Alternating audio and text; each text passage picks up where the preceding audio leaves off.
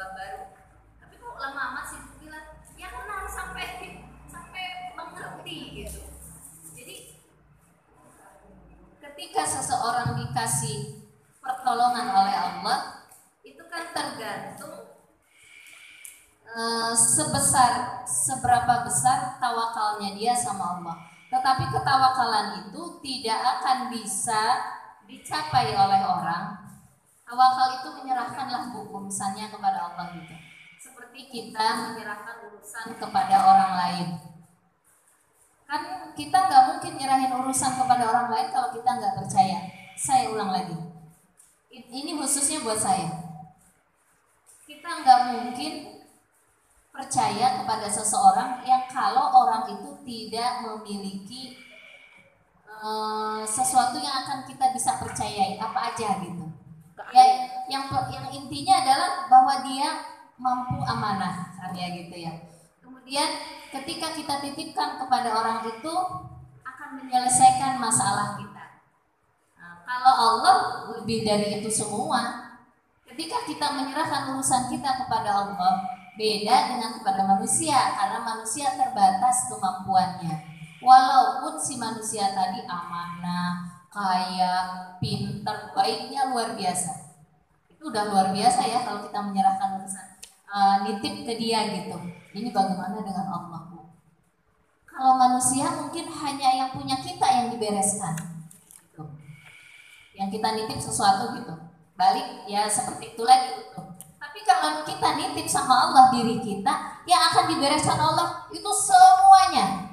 Diri kita dibereskan, anak kita, suami kita, hubungan kita dengan teman, dengan tetangga. Oh itu Masya Allah, Bu. Nah, tapi Allah melihat sebatas mana kita yakin sama Allah gitu. Maka pertolongan itu akan datang. Jadi kalau kok pertolongan Allah belum datang-datang ya, kata Allah, ala inna nasrallahi qarib. Apa kita sudah bersabar? Kita sudah melewati 3 level yang kemarin, Bu. Pertama sabar. Yang kedua tahan sabar. Jadi sabar itu untuk mencapai kesuksesan, keberhasilan, pertolongan Allah datang, itu harus melewati 3 level. Jadi bukan hanya pertama ya sudah sabar, enggak gitu. Allah tuh ketika seseorang sabar enggak langsung masalahnya selesai, enggak. Didimin dulu. Sampai di mana nih kesabarannya? Berarti ada level kedua, tahan sabar. Bertahan 2 hari, 3 hari masih dikasih ujian sama Allah, 5 hari, seminggu, sebulan, terserah Allah. Tapi kita sabar. Jadi level kedua bertahan. Kalau istilah ilmu perang itu ketika menghadapi musuh harus punya jiwa yang kuat, semangat yang kuat, percaya diri, yakin. Tapi setelah kita punya sifat tersebut, apakah Allah langsung nolong? Kan enggak. Allah ingin melihat dulu dia ini sabar enggak? Setelah sabar dia bertahan enggak di dalam kesabarannya? Aduh, bilang kapan itu? Ya hanya Allah yang tahu. Tapi Allah pasti akan memberikan yang terbaik. Bertahan aja, mau sebulan, mau 2 bulan, mau 3 bulan, mungkin tapi pasti akan ada jalan keluar. Yang ketiga, setelah kita bertahan, jangan keluar dari koridor aturan-aturan Allah. Aduh, ini punya anak ya, belum nikah-nikah contohnya. Gimana ya, saya udah sabar sebulan, 2 bulan, 3 bulan, yang ke-4 bulan, aduh saya sudah sabar selesai. Ada teman datang deh ke orang pintar. Datang ke orang pintar, kemudian kata orang pintar, ibu bawakan apa ke sini, syaratnya ini. Kan pertama kita udah sabar ya, kemudian bertahan dalam kesabaran nih yang tertinggi, nih yang paling sulit. Contohnya tadi, kalau itu berkaitan dengan seperti jodoh ya. Kalau berkaitan dengan ekonomi bagaimana? Udah bertahan dalam keadaan seperti ini sekarang ini. Kemudian udah bertahan level 2 kan berarti. Bertahan level 3 bagaimana? Ketiga, kita bisnis. Tetapi bisnis tersebut di dalamnya ada unsur yang diharamkan oleh Allah. Jadi curang, jadi ketika ada orang minta bantuan, kemudian karena emang kondisi terpepet juga punya uang pas-pasan, ketika kita meminjamkan uang kepada orang lain dan pinjaman itu dilebihkan, nah itu kan ada unsur ribanya. Pertama sudah sukses sabar, kedua bertahan kesabarannya, ketiga ini yang inti. Ketika Allah mau nolong dia, keluar dari jalan Allah. Kagak jadi Allah nolong dia. Nggak sukses, nggak bahagia hidupnya. Nah mungkin dalam kehidupan kita sehari-hari, kita sudah sabar Bu. Tapi bisa juga level kedua udah ambruk, nggak bertahan, kurang sabarnya. Jadi artinya, makanya kalau seorang ibu yang dituntut adalah bukan jadi seorang manusia yang sempurna sabarnya Bu, tapi yang banyak sabarnya. Artinya banyak itu bagaimana? Sudah sabar, naikin lagi tingkatnya, bertahan dalam kesabaran. Naikin lagi, jangan sampai keluar dari jalan. Udah kesel sama anak, udah sabar. Alhamdulillah sabar, dari sekarang mau bilang menghadapi anak saya. Besoknya dia ngelakuin lagi, tambah kesabarannya. Besoknya nggak tahan saya ini melihat anak saya. Saya udah sabar dari kemarin. Emang manusia mau diinjek-injek, akhirnya keluar juga tuh marahnya. Babi buta, ngomongnya nggak jelas dan sebagainya. Artinya apa? Di level ketiga dia nggak sukses. Udah ditunggu sama Allah. Ala inna nasrullahi qarib, kan kata Allah gitu ya di ayatnya itu. Sesungguhnya pertolongan Allah itu dekat. Sabar aja, jalanin aja, tahan. Itu hati kita tuh kayak batu gitu, Bu. Kita kan kalau menghadapi suami ya, udah kesel banget sih sebetulnya, sudah gak sabar. Besoknya ngulang lagi dia, kata Allah sabar aja, tahan tuh hatimu kayak batu gitu. Jangan lumer gitu, jangan kalah gitu, jangan kalah dengan hawa nafsu maksudnya. Nah, kalau kita sabar, Allah tuh nggak membiarkan Bu kita menderita, enggak.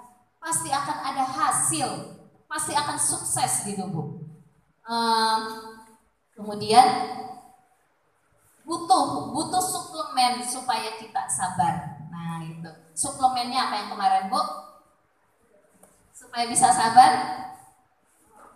Nah kan kalau nggak ditulis agak lupa ya.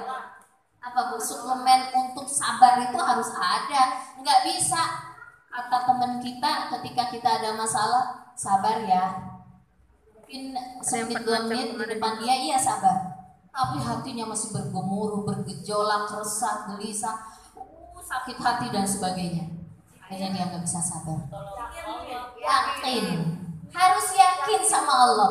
Ketika seseorang dihinggapi masalah, kemudian dia bisa bersabar, bisa tenang, bisa kalem gitu menghadapi masalah, enjoy gitu. Kok dia bisa enjoy ya? Ih hebat banget tuh ibu itu, sabar banget. Kenapa tuh? Karena dia yakin kepada Allah. Masalah ini kan emang hidup mah diuji oleh Allah. Emang hidup mah penuh masalah. Kalau nggak mau ada masalah, mati aja begitu kan, kita suka begitu ya. Ya sudah, emang hidup mah masalah. Saya mah yakin sama Allah. Kalau saya sabar, besok akan Allah kasih pertolongan. Begitu aja Bu. Dengan keyakinan Allah akan menolong kita, itu tuh nggak terlalu berat. Benar nggak Bu? Iya benar. Benar, nggak terlalu berat. Coba kalau nggak ada keyakinan Allah nolong kita, masih berat Bu. Yang saya contohkan kemarin ya, anak saya ya Allah, udah gitu. Bener juga dia mau lagi balik ke pesantren. Karena kan sayangnya udah bayar uang masuk segala macam itu, tapi juga yang berobiatin. Kalau pindah lagi kan bayar uang lagi, dan sebagainya bingung gitu ya. Nah itu masalah anak ya, masalah yang lain banyak gitu. Nah itu yakin ya Bu ya. Jadi amunisi, kemudian tambahan kekuatan itu adalah keyakinan. Keyakinan itu sama dengan ilmu Bu, keyakinan ya. Jadi kalau orang tidak bersabar, nih karena dia nggak punya keyakinan, itu kalau lagi ada masalah biasanya dia curhat dengan orang lain, dia curhat dengan orang tuanya, atau dia curhat dengan saudaranya, maka yang akan keluar dari mulutnya adalah menggibah. Itu kata para ulama. Menggibah. Begini saya contohkan Bu ya. Ini benar-benar Bu terjadi dalam kehidupan kita sehari-hari. Kita kesel sama orang, ngomonglah sama orang lain. Tahu nggak saya tuh sakit hati banget. Si Anu sudah menyakiti saya. Padahal dia bla bla bla bla bla disebutin keburukan saudara kita. Menggibah bukan Bu? Iya. Kenapa keluar gibahan tersebut? Karena kita sakit hati, karena kita nggak sabar, karena kita resah gelisah, tapi pengen ditumpahkan resah gelisah tadi kepada siapa? Kepada orang yang diajak bicara sama kita. Benar Bu? Ini pelajaran ini bagi saya mulia banget ketika saya dengerin. Masya Allah, ini ulama ini luar biasa. Benar, ini kehidupan kita, kehidupan saya khususnya. Jadi kalau lagi nggak bisa nahan sabar, yang keluar adalah kan membicarakan keburukan dia. Ketika kita membela diri kita, apa yang terjadi? Ih, saya kesel banget, sakit hati. Dia begini. Satu. Yang kedua, marah-marah, gak jelas. Kenapa? Karena gak bisa sabar. Apaan? Suaminya ngomelin kita balik bentak, balik marah, balik bersumut-sumut, kan gak jelas lah. Cuci piring, iya piringnya dicuci tapi dilempar-lempar gitu. Apa itu terjadi? Karena kita tidak bisa menahan sabar. Tuh, jadi dari faktor tidak sabar itu, pertama kalau disakitin orang akan karena suami pun kalau kita tidak banyak ridho, tidak banyak rela, tidak banyak ikhlas, ketika kita di rumah pasti suami itu kita akan gibahin. Benar nggak Bu? Suami saya mau begini, suami saya mau begitu, suami saya mau anu, suami saya mau segala macam. Tapi kalau kita sabar, itu nggak bakalan keluar tuh ngomongin jelekan suami. Kenapa sabar kan kita? Nahan itu nggak keluar tuh, gibah, marah-marah, mengeluh. Aduh capek banget ya, padahal aku udah mati-matian deh setia sama dia. Tapi dia begini, dia begitu, dia emang nyakitin betul. Tapi karena kita tidak sabar, keluar dari mulut kita keluhan-keluhan. Ketika kita merawat anak, ketika kita mendidik anak, cari rezeki dan sebagainya, kalau kita nggak sabar, maka akan keluar keluhan-keluhan terhadap anak kita. Anak saya mah yang nggak pengertian, anak saya mah yang kurang ngajar, anak saya mah yang nggak ngerti, mamahnya capek dan sebagainya. Diomongin tuh orang lain tuh. Kenapa? Saya malu dengan diri saya sendiri. Ketika hawa nafsu ini menghinggapi, kadang-kadang keluar kata-kata seperti itu. Nah, jadi ketika seseorang sabar, maka kalimat-kalimat keluhan tadi itu tidak akan keluar. Yang akan keluar adalah kalimat-kalimat yang santun, yang penuh dengan kebersyukuran sama Allah. Ya Allah, alhamdulillah aku dihadirkan anak. Iya sih anaknya begitu, gak apa-apa. Ada orang yang gak punya anak, gitu kan? Ada orang yang dikasih anak tapi cacat. Tapi saya alhamdulillah, iya penuh dengan kekurangan pasti. Tapi dinikmati, yang buruk maupun yang baik adalah inna amrohu kulla khair. Ajaban li amril mu'min, kata Rasulullah. Menakjubkan perkara orang mukmin itu inna kullahu khair. Karena sesungguhnya semuanya akan baik. Suami kagak kerja baik, Bu bilang baik.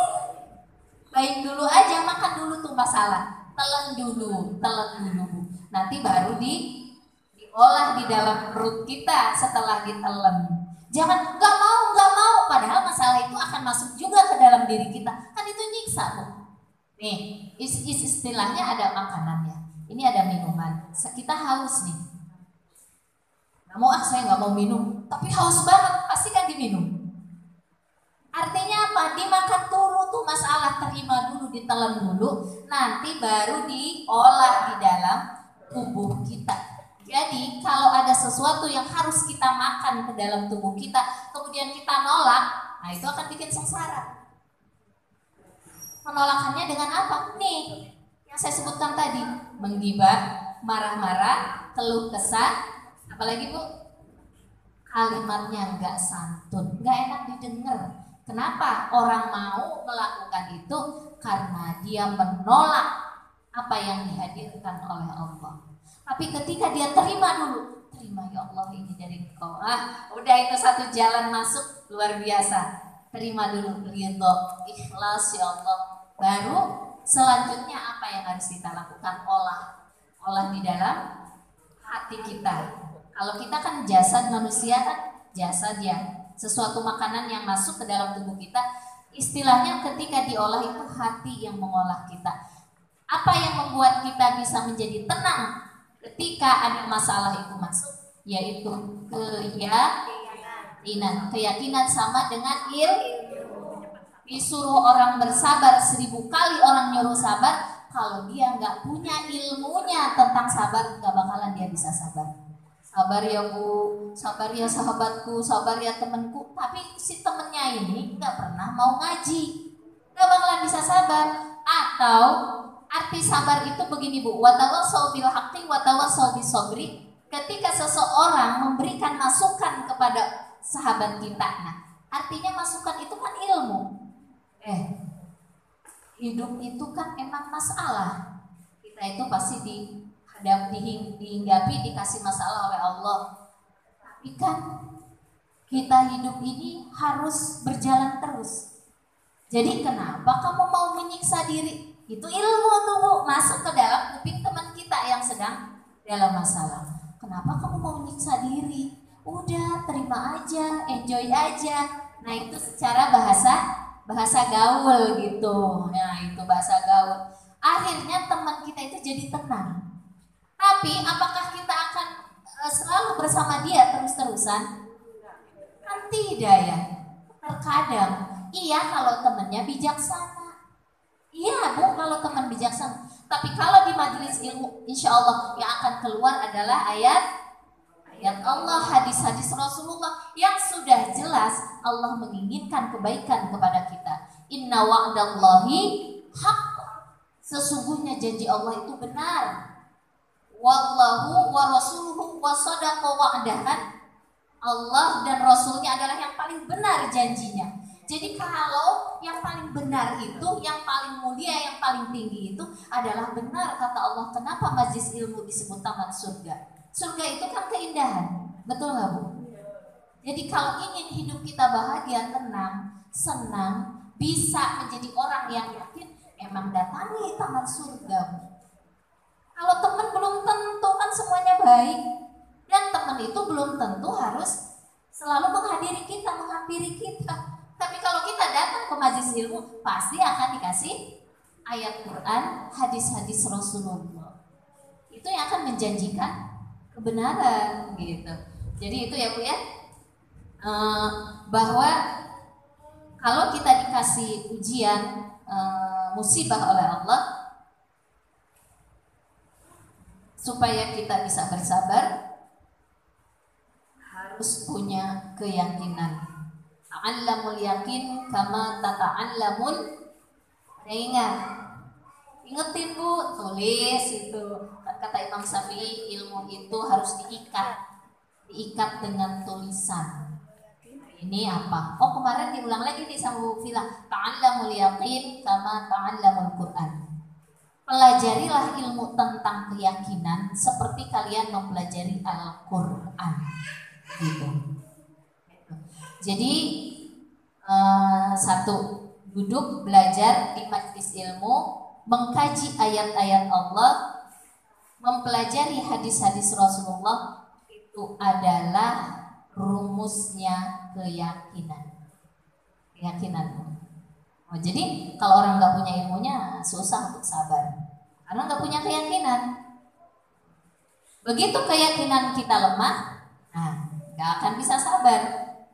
Fasbir inna wa'dallahi haq, maka bersabarlah, sesungguhnya janji Allah itu benar.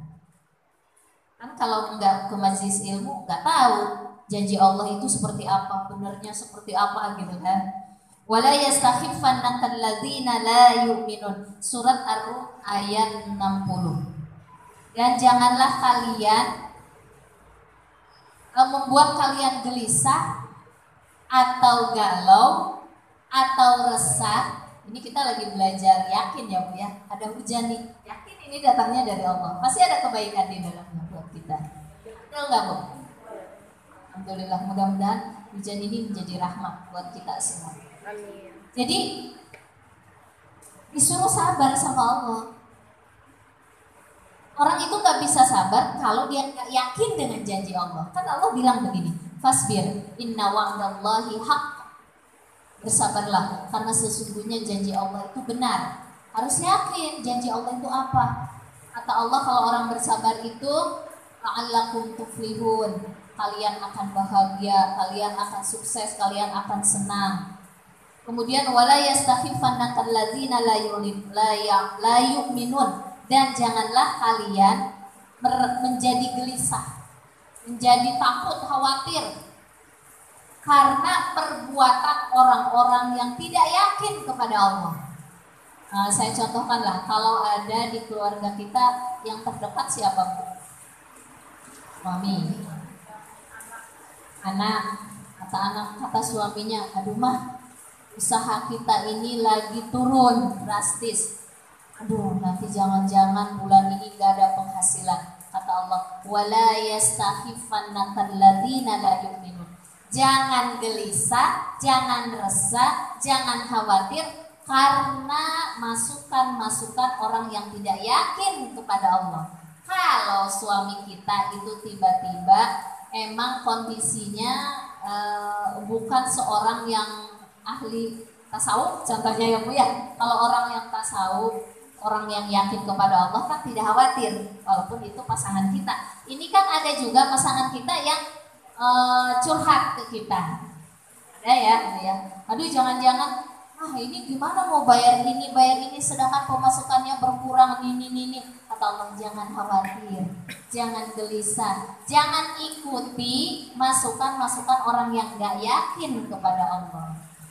Tenang aja, kata Allah. Allah itu innaka la tukhliful mi'ad. Allah tidak akan menyalahi janjinya Bu. Pasti akan Allah kasih jalan keluar gitu. Jadi jangan terprovokasi dengan orang yang mengatakan, aduh ini gimana? Oh nggak selesai ini gimana? Kita belum bisa dagang, hasilnya banyak. Nah seperti itu. Ya mungkin kondisi orang-orang di sekitar kita yang mempengaruhi kita. Kalau kita tidak yakin kepada Allah akan terpuruk gitu, ikut dia gitu. Kan kita itu tergantung sahabat ya. Kata Nabi, almar'u ala dini khalilihi. Seseorang itu biasanya kebanyakan Bu, tergantung agama sahabatnya. Kalau sahabatnya orangnya solehah, tingkat kadar keimanannya tinggi sama Allah Bu, itu kita ketika kita ada ambruk, kemudian kita curhat sama dia, pasti dia akan menguatkan keyakinan kita kepada Allah. Jadi kita itu nggak cepat baperan lah gitu, nggak cepat khawatiran. Kenapa? Teman kita menguatkan keimanan kita. Itu kata Rasulullah Bu, bukan kata saya. Maka pilih-pilihlah kalau cari teman itu. Jangan kalau apa istilahnya ketika kita ada hari pengajian, antar aku dong ke mall, kemana, ke rumah teman, ke rumah sahabat gitu, yang nggak terlalu urgent. Padahal kita ada pengajian, pilihnya yang begitu gitu ya, ke mallnya lah atau jalan-jalannya lah, apa-apanya gitu ya. Tapi kalau teman yang solehah itu, kita ikut ngaji dulu. Setelah itu baru kita jalan, kan begitu. Karena apa? Karena pentingnya ilmu itu untuk menumbuhkan keyakinan di dalam hati kita. Jadi tergantung agama temennya bagus, ada anomali, maksudnya ada pengecualian sedikit gitu ya, ada tidak bisa terpengaruh karena emang luar biasa keyakinan. Tapi secara umum itu tuh banyak terpengaruh dengan kalau tetangganya di situ orangnya rajin-rajin ngaji, biasanya rajin semuanya. Itu akan merembet gitu. Si A kebawa sama siapa dia ngaji? Oh sama si B karena dekat rumahnya, karena satu grup dan sebagainya. Nah itu begitu maksud hadis. Almar'u ala dini khalilihi. Nah ini juga bisa jadi rumus buat anak kita. Kalau berteman deh begini saya kasih tahu. nanti akan terpengaruh. Anak kita biasanya bilang begini, tenang aja, saya nggak bakalan kepengaruh. Itu Bu, sedikit itu yang nggak kepengaruh sedikit. Jangan sampai karena pengecualian tadi anak kita ngambil itu akhirnya terjatuh juga. Kalau bisa cari jalan selamat. Bagaimana Bu bilang nggak bisa diatur? Kan ada Allah. Yang punya anak kita Allah. Jadi inna quluba bani Adam. Nah, Ibu ingetin ini Bu. Saya suka begitu kalau anak lagi masalah siapapun itu. Saya yakin sama Allah. Inna quluba bani Adam baina isbaini apa namanya? Di antara dua jemari jemari-jemarinya Allah. Di antara dua jemarinya Allah. Di situ tuh kita akan yakin Bu sama Allah, makin deket gitu. Kalau lagi anak kita ada masalah, ada khawatir, kita agak khawatir, kita nggak mungkin Bu ngikutin dia. Paling kita kan cuma ngomong doang. Ngomong pun kadang nggak didengar. Tapi ketika Allah membalikkan hati orang yang dekat dengan kita, apa yang tidak mungkin bagi Allah? Itu harus ditumbuhkan keyakinan itu. Nah, kemudian udah. Sekarang menurut Ibnu Qayyim yang di buku Al-Wabilus Sayyid yang saya ngajar setiap hari Jumat itu, kata beliau, faman qalla yaqinuhu qalla sabruhu. Barang siapa yang lemah keyakinannya, ilmunya itu nggak banyak, ilmunya nggak memadai, nggak ngerti, bodoh, tidak belajar, nah gitu maksudnya. Faman qalla yaqinuhu, barang siapa yang sedikit pengetahuan keyakinannya kepada Allah, maka qalla sabruhu, maka sedikit kesabaran, cepat marah, cepat tersinggungan. Nah, bagi ibu-ibu yang merasa kelemahannya saya ini kalau di senggol dikit omongan sama orang suka cepat marah ya. Nah, itu harus mempelajari ilmu tentang yakin kepada Allah supaya tidak cepat kesinggungan, marah dan sebagainya. Wa man qalla sabruhu, dan barang siapa yang sedikit kesabarannya, khaffa wastakhaffa, ia gampang gelisah, gampang resah. Jadi ibu yang punya penyakit insomnia, susah tidur, itu diakibatkan oleh penyakit kurang sabar. Benar gak Bu? Orang yang susah tidur kan karena gelisah, karena resah, karena marah, karena sakit hati. Benar gak Bu? Ada benernya Bella. Ada enggaknya juga. Kenapa? Kalau saya buat besok anak mau bayar SPP, bapaknya belum ngasih duit. Kalau saya bingung belum punya beras karena tokonya ditutup, nggak boleh jualan karena lagi COVID. Ya itu sama aja Bu. Jadi kalau kita yakin sama Allah, walaupun toko ditutup, Allah akan buka pintu yang lain. Kalau kita yakin bisa tidur enak Bu. Belum bisa bayar SPP anak kita hari ini, masih ada waktu besok. Emang udah kiamat hari ini? Enggak. Gimana caranya? Besok usaha keluar, pasti akan Allah kasih jalan keluar. Yakin aja, bisa tidur nyenyak lelap. Padahal belum bisa bayar SPP. Ada orang yang punya uang puluhan juta, gara-gara uangnya dia ya bisa dihianati sama temennya 1 juta, nggak bisa tidur Bu, dihianati 1 juta, duitnya masih puluhan juta, sakit hati dia. Kenapa? Karena kurang yakin sama Allah. Sabar. Kalau kita dizolimi oleh orang, Allah kan nggak tidur. Benar nggak Bu? Allah nggak tidur. Kata Allah, ya Allah kamu kan masih banyak tuh, masih puluhan juta, kenapa masih nggak bisa tidur gara-gara 1 juta? Ini pola pikir kita yang harus dibangun gitu, dibangun. Jadi nikmati syukur yang banyak, jangan mengharapkan yang nggak ada, yang dihianati teman tadi. Akhirnya kita sengsara, nggak bisa tidur.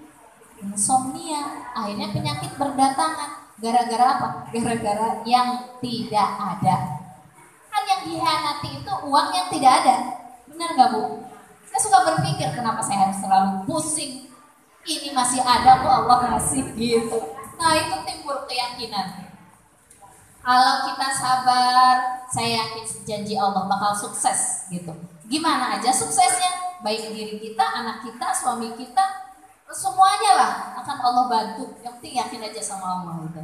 Jadi benar, kalau orang sedikit sabarnya, maka akan gampang gelisah, resah, marah-marah, berkeluh kesah, ngomongnya kurang bagus, keluar kata-kata yang jelek gitu. Yang terakhir, wal mu'minu sabir ar-rajin, dan orang mukmin yang sabar maka dia akan kokoh, akan kuat, akan percaya diri walaupun masalah berdatangan menghampiri dia. Tenang aja gitu. Kan kalau pohon ya Bu ya, pohon di depan. Kalau akarnya kokoh, angin yang besar, dia goyang kiri apa goyang kanan, apa dia kokoh diam? Dia akan diam. Kenapa? Karena kokoh akarnya. Tapi kalau akarnya lemah, keyakinan itu seperti akar Bu. Kalau akarnya lemah, dia bisa gampang goyang kiri, goyang kanan, dan yang lebih parah kalau dia tumbang. Manusia pun begitu Bu. Kalau dia yakin kepada Allah, masalah bertubi-tubi banyak datang, walaupun itu berat dan keras, maka dia akan kokoh, tenang dia. Bawaannya tuh enjoy, enak. Masya Allah, enak ya Bu ya kalau ngomong kayak gitu. Saya sendiri ngerasain, kalau kita enak banget ya. Tapi kan kita ada usaha, udah tahu ilmunya kita pakai, praktekkan. Insya Allah. Ini kata ulama Bu, Masya Allah ini ulama. Dalam ketika suka begini, ketika saya belajar. Ini ulama emang benar-benar orang yang dikasih ilham oleh Allah ya. Ini tuh kehidupan kita Bu, benar kehidupan kita. Tapi kita suka nggak teori-teori seperti ini tuh nggak Tapi ulama mampu menyatakan, mampu menuliskan di dalam karya-karya beliau ya. Luar biasa. Jadi kalau kita contohkanlah Bu, kalau orang mukmin yang sabar itu dia akan kokoh. Ketika dia punya keluhan kesehatannya nggak bagus, kemudian dia periksa ke dokter, kemudian di PCR dan sebagainya. Ketika nunggu hasil itu kan ada nunggu hasilnya ya, kalau nggak salah. Bu Ina pernah ya, berapa hari itu Bu kalau nunggu hasil? Ada seminggu, ada 2 minggu. Kalau orang yang nggak yakin kepada Allah, dia nggak sabar, dia khawatir.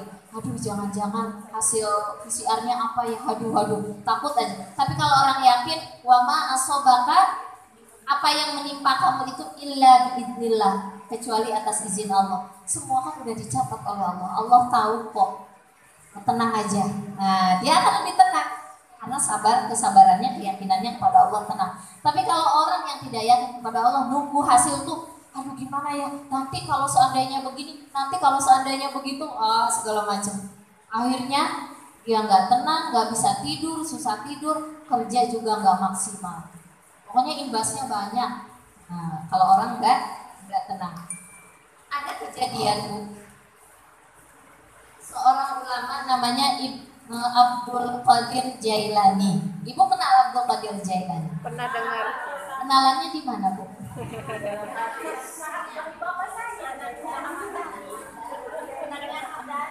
Abdul Qadir Jailani itu salah satu cucunya Rasulullah, cicit lah, buyut lah gitu ya, buyutnya masih keturunan Rasulullah, dan dia sebagai wali. Ibu, ini terkesan saya waktu SD kelas 5 apa kelas 6 ngaji di kampung sebelah. Di situ menceritakan tentang wali-wali Allah, salah satunya Abdul Qadir Jailani. Katanya ada murid, dia punya murid banyak. Kalau kita mah pesantren lah sekarang ya. Dia itu makannya yang enak-enak Bu. Ayam bakar, ayam panggang, ayam goreng, ayam pop kalau sekarang ya, dulu belum ada. Ayam gulai mungkin dulu belum ada ya, ada juga ayam kuning kali ya. Kemudian kalau santrinya makannya tahu tempe lah kayak pesantren sekarang ya. Kan kalau kiainya mau makannya enak-enak ya. Si santrinya ini datang ke rumah Pak Kiai bantuin. Loh, Pak Kiai kok makannya enak-enak ya, katanya gitu kan. Kok kita dikasihnya cuma tahu tempe gitu kan. Kata Pak Kiainya gini, Pak Kiai kok begitu sih, gak adil. Kata Pak Kiai, kamu belum ngerti ilmunya, katanya gitu. Kamu belum sampai seperti saya, katanya. Ah masa, katanya, kan sama kerjanya sama, tidurnya sama, apanya sama dan sebagainya. Akhirnya kata Pak Kiai, ayo kita buktikan. Biiznillah, tulang-tulang bekas Pak Kiai makan tadi berubah menjadi ayam kembali. Si santrinya itu kagetnya luar biasa. Hah, gimana bisa? Ya kamu belum punya ilmunya, kata Pak Kiai. Jadi dengan mengucap Bismillah, dengan pertolongan Allah, jadi itu tulang-tulang menjadi ayam kembali. Di situ saya takjub banget dengan cerita kisah Abdul Qadir Jailani ini. Nah itu maka beliau ini rahimahullah kan seorang wali ya. Beliau itu pernah punya masalah besar, Bu. Kata dia masalah ini seperti badanku ini ditimpa dengan gunung yang tinggi, kan? Gunung yang besar gitu. Ibu, kalau masalah kita besar, itu kan tidak bisa disamakan dengan seorang wali Allah ya. Kalau wali Allah masalahnya besar, itu bisa lebih besar dari kita. Kata beliau, masalah saya itu besar sekali, tapi beliau tidak menyebutkan masalahnya apa. Apa yang terjadi? Ketika aku tiduran berbaring, lagi resah, lagi gelisah, aku teringat dengan ayat fa inna ma'al usri yusra. Sesungguhnya beserta kesusahan ada kemudahan. Inna ma'al usri yusra. Dan 2 kali diulang kan. Sesungguhnya setelah kesusahan banyak kemudahan. Bukan sama, Bu, bukan satu lawan satu, enggak. Satu kesusahan Allah akan imbangi dengan berpuluh-puluh kemudahan. Dari situ kata Abdul Qadir Al-Jailani, aku menjadi tenang, aku menjadi tentram, dan aku bisa tidur. Padahal masalah itu besar sekali. Gara-gara cuma 1 ayat itu doang, Bu. Kita baca ayat kursi dibolak-balik, baca ini dibolak-balik, kagak selesai ya, Bu ya. Karena apa? Keyakinan, pengetahuan yang beliau miliki itu yang membuat masalah itu jadi enteng. Jadi masalah itu berat bukan karena masalahnya, tapi bagaimana cara kita, keyakinan kita, kesabaran kita kepada Allah. Jadi intinya masalah itu kok bukan karena masalahnya ya, tapi karena bagaimana kita mensikapi masalah. Bagaimana sih maksudnya? Ini saya baru paham, Bu. Maksudnya itu ketika kita yakin kepada Allah, punya ilmunya tentang keyakinan tadi, maka masalah itu akan jadi enteng. Seperti Abdul Qadir Al-Jailani tadi, karena masalahnya besar, inna ma'al usri yusra, inna ma'al usri yusra. Apa inna ma'al usri yusra dulu, Bu? Inna ma'al usri yusra, fa inna ma'al. Jadi Ibu kalau lagi ada masalah berat, ingat ayat ini aja. Oh tenang, setelah ini pasti Allah akan kasih jalan keluar. Pasti akan dimudahkan, pasti akan ada, pasti akan cukup, pasti akan ini, pasti.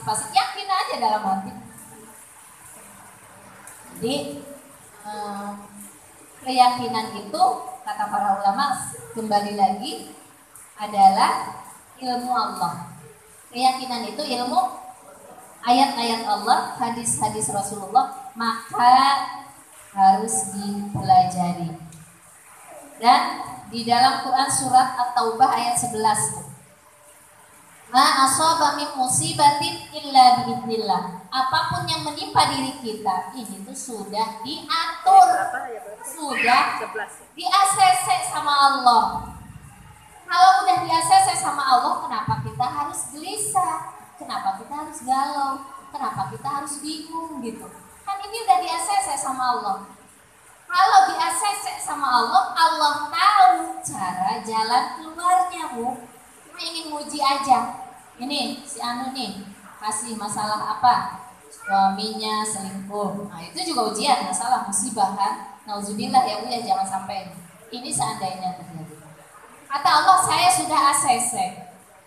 Kalau kamu yakin sama aku, pasti kamu sabar. hasil dari kesabaran kamu pasti kamu akan sukses.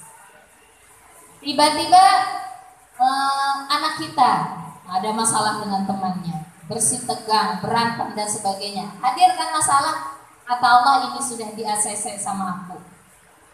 Tinggal kamu bagaimana, yakin menyerahkan sama aku, kata Allah. Kalau kamu serahkan sama aku, yakin sama aku, maka kita akan tenang menghadapi masalah tersebut. Emang akan terus anak kita itu akan terusan bersitegang dengan temannya? Kamu enggak, pasti akan selesai. Ada waktu-waktu tertentu akan selesai. Hidup kita itu kan seperti roda. Sekarang lagi di bawah, besok di tengah, besok dia harus yakin seperti itu.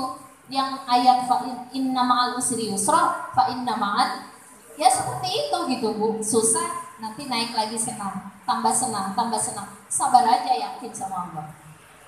Dan itu sudah di-ACC oleh Allah. Terus kalau kita sudah yakin bahwa itu sudah di-ACC oleh Allah, wa may yu'min billah yahdi qalbah. Barang siapa yang yakin di hatinya, maka Allah akan menunjukkan jalan hidupnya, jalan siratan mustaqim, lurus, jalan lurus. Cara-cara hidupnya, bagaimana dia berinteraksi dengan Allah, dengan manusia, indah banget Bu. Kenapa? Karena keyakinan. Wa may yu'min billah yahdi qalbah. Dan siapa yang yakin kepada Allah harus yakin Bu. Ya, sudah sampai di sini dulu karena sudah jam 11 lewat. Alhamdulillah. Ingat aja ya Bu ya, kalau ada yang nulis tadi